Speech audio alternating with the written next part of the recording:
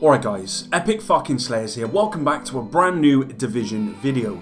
In today's state of the game, we learned a lot more about Rogue 2.0, and in this video I'm just going to go over the new details that we've learned. And I've got to say guys, I think I will be in the dark zone a lot more in 1.8. So following last week's state of the game, I released a video basically saying that I'm not going to pass judgment on the new Rogue system until this week's state of the game when we know exactly what we're going to be getting into. Last week it was very vague. This week we have a lot more information.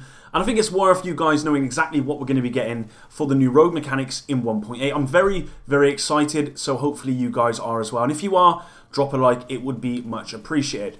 So one thing that really stood out in today's state of the game is actually the new Manhunt caches. And that's right, you will be getting Manhunt caches now. So what they have showed is that there will no longer be any timer, which is really good because I found that a lot of the time manhunts simply go manhunt and then run off their timer. In this one actually, instead, they are removing a timer and they're actually adding an objective. Now, as a manhunt or in a team of manhunt, your objective is to get to this place that will be highlighted on the map. And I believe you've got to get there and you've basically got to hold it down or extract effectively and remove that manhunt status. With that said, everyone else will also get some idea where you will be going to, where this objective will be.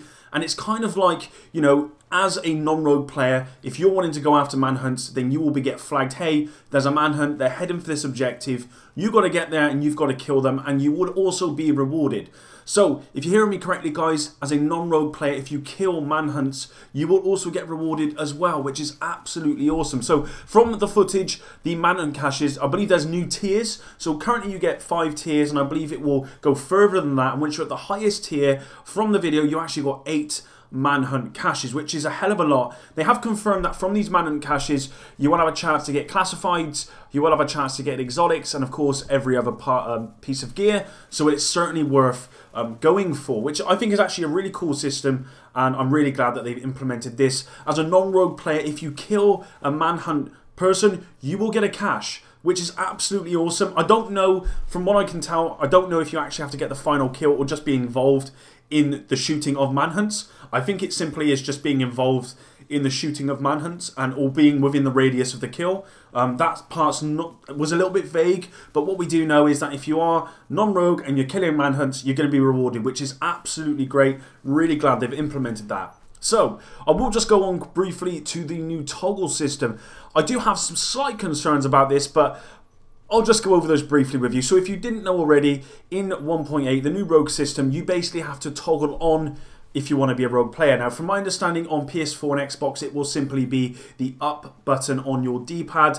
And I believe on PC, it will be Control R or Shift R. And that will be default. Of course, that can be mapped to whatever you want. And basically, what it does is when you want to go rogue, there's a little thing that goes up to say, yes, I'm rogue. And then your players who you're with can choose to be rogue with you, or they can actually choose not to be. And what they're saying is that they don't want to get rid of the element of surprise in the game, but what they do want to allow is players to know you're rogue and give them that 1 second to kind of prepare, which I kind of get, and I don't. I mean, I think they're going in the right direction, because I think a lot of players are fed up with doing PvE content in the Dark Zone and getting just killed from behind instantly. And I think this kind of gets rid of that, because you'll know that someone is rogue, or at least you'll get a second to know and you can kind of fight back. With that said, the Dark Zone, and I've always mentioned this, the Dark Zone is meant to be unforgiving. And I really hope this doesn't get rid of that. They've said it won't. Of course, that 1 second won't make a massive difference for the person shooting, you know, the non-rogue. But for the non-rogue player, at least it will give them that time to actually react. I think it's going to work, if I'm honest, guys. I would love to hear your comments in the comment section below. And there you go, guys. That is the new rogue mechanics. If you did have any questions, leave them in the comments. I will be covering the rest of the stuff from today's state of the game in further videos. But for now, Rogue 2.0 looks absolutely awesome in 1.8, and I can't wait. Peace.